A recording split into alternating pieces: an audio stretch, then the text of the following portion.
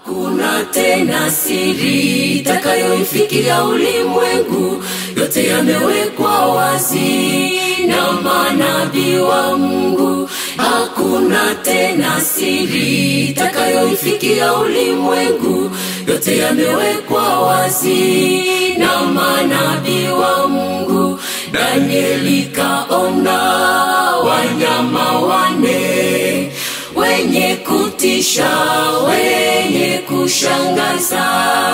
Mnyama wa kwanza alikuwa simba, mnyama wa pili alikuwa dubu, na mifupa mitatu katika kinywa chake.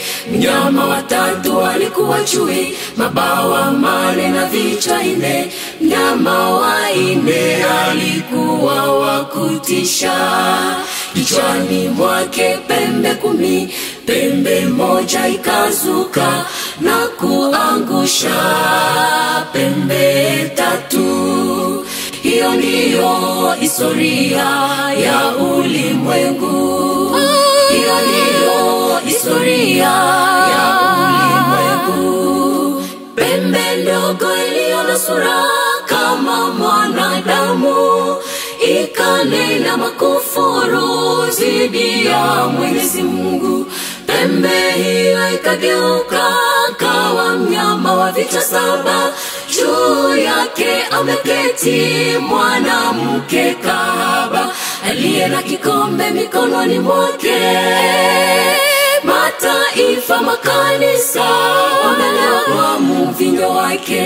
Pembe ndogo iliyo na sura kama mwanadamu ikanena makufuru dhidi ya Mwenyezi Mungu. Pembe hiyo ikageuka kawa mnyama wa vichwa 7. Juu yake ameketi mwanamke kahaba aliye na kikombe mikononi mwake.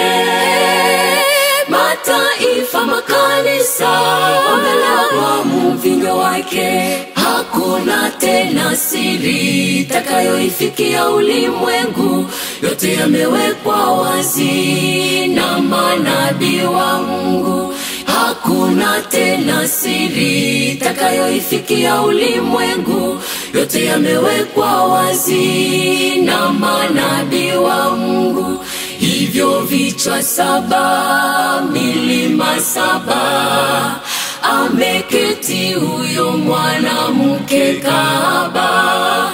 Mlima wa kwanza ni Kirnali, mlima wa pili ni Capitol, mlima wa 3 ni Wimina, mlima wa 4 ni Palate, mlima wa 5 ni Evante, mlima wa 6 ni Kaelus, mlima wa 7 ni Eskile. Mwanamke huyo ni kanisa, si lingine bali Ukatolika wa Rumi. Hakuna tena siri itakayoifikia ulimwengu, yote yamewekwa wazi na manabii wa Mungu. Hakuna tena siri itakayoifikia ulimwengu, yote yamewekwa wazi na manabii wa Mungu. Hivyo vichwa 7, milima 7, ameketi huyo mwanamke kahaba. Mlima wa kwanza ni Kirnali, mlima wa pili ni Capitol, mlima wa 3 ni Wimina, mlima wa 4 ni Palate, mlima wa 5 ni Evante, mlima wa 6 ni Kaelus, mlima wa 7 ni Eskile.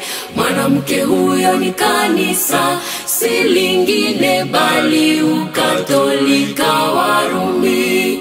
Yatubidi tufahamu ukweli huo, yatubidi tufahamu ukweli huo.